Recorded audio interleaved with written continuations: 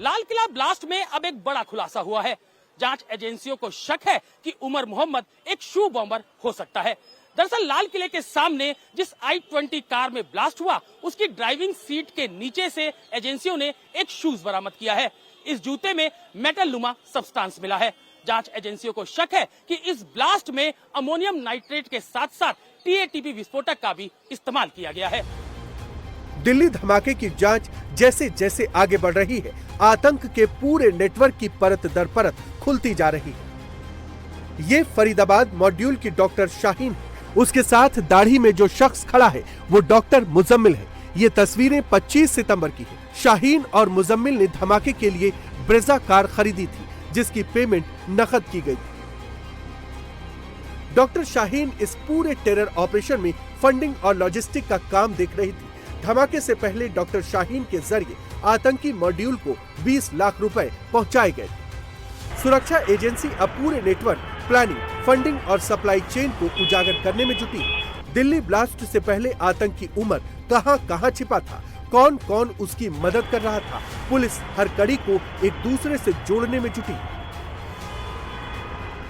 फरीदाबाद की अल-फलाह यूनिवर्सिटी का doctor terrorist module का सबसे कुख्यात, जो कि बॉम्ब बनाने के अंदर एक्सपर्ट था, डॉक्टर उमर, इस ब्लास्ट से पहले तकरीबन 10 दिन नूह की हिदायत कॉलोनी में एक किराए के कमरे में रुका और यहीं पर रुककर यह बताया जा रहा है कि जब वो ब्लास्ट से पहले अपनी i-20 कार लेकर निकला तो इसी घर के अंदर उसने अपने विस्फोटक सामान जो हैं वो यहां पर छिपा रखे थे। फिलहाल आप देखेंगे हरियाणा पुलिस की STF, साथ ही लोकल पुलिस यहां पर मौजूद है और ये जो घर है, काले रंग का गेट है। फिलहाल यहां पर ASP और पुलिस की टीम अंदर जांच करने के लिए पहुंची हुई है और इसी घर के अंदर यह बताया जा रहा है कि शोएब नाम का एक शख्स है और शोएब जो है वो अल-फलाह यूनिवर्सिटी के एक टेक्नीशियन के तौर पर वहां पर काम करता था और टेक्नीशियन के तौर पर काम करता था। उसकी साली का ये घर है जिसका फिलहाल दरवाजा बंद है और पुलिस की टीम यहां पर जांच करने के लिए पहुंची है।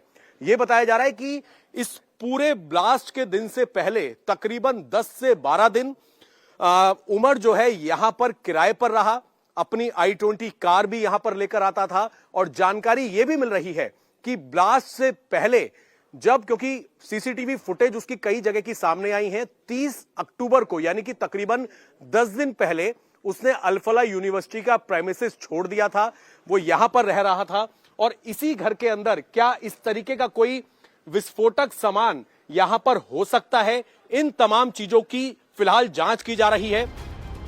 10 नवंबर को ब्लास्ट से पहले उमर विस्फोटक लेकर हरियाणा के अलग अलग इलाकों में छिपता रहा। 9 नवंबर की देर रात फिरोजपुर झिरका में ATM से पैसे निकालने के बाद उमर की तस्वीर टोल प्लाजा से एंट्री करते हुए कैमरे में कैद हुई है। इस वक्त हमारी मौजूदगी है फिरोजपुर झिरका में और फिरोजपुर झिरका का ये जो इलाका है, नूह से अपनी उसी i-20 कार जिसमें विस्फोटक होता है उसको लेकर जो उमर है वो यहां पर पहुंचता है। पहुंचने के बाद यहां पर वो ATM से पैसे निकालने की कोशिश करता है, उसको पैसे की जरूरत होती है और ये पूरी फुटेज जो है, जो सामने कैमरा लगा हुआ है सड़क के दूसरी तरफ, इस CCTV कैमरे में ये फुटेज कैप्चर हो जाती है जिसमें ये दिखाई देता है कि ये i-20 गाड़ी जो है ये फिरोजपुर झिरका यानी कि नूह की तरफ से आते हुए सीधा यहां पर जो ये SGFC का ATM है यहां पर गाड़ी रुकती है। गाड़ी रुकने के बाद उसमें से सबसे पहले की जो फुटेज है उसमें दिखाई दे रहा है गाड़ी से उतरते ही अपने चेहरे पर मास्क लगाता है ताकि उसे कोई पहचान ना सके। मास्क लगाने के बाद वो इस SGFC के ATM के अंदर जाता है। ATM में अंदर जाने के बाद वो यहां से पैसे निकालने की कोशिश करता है, लेकिन मशीन खराब होती है, यहां से पैसे नहीं निकल पाते किसी टेक्निकल वजह की वजह से। इसके बाद वो वापस आता है और यहीं पर जिस i-20 कार के अंदर विस्फोट होता है उस i-20 कार में आके वो वापस बैठ जाता है। थोड़ी देर बाद ATM से गार्ड निकल कर आता है, वो भी उसके साथ ड्राइविंग सीट की बगल की सीट पर बैठ जाता है। जानकारी ये मिली है कि जब ये ATM जो आप देख रहे हैं, जब ये नहीं चल रहा था, इनके जो कैमरे लगे हुए हैं CCTV कैमरे, इसमें भी ये पूरी कार जो है कैप्चर हुई है।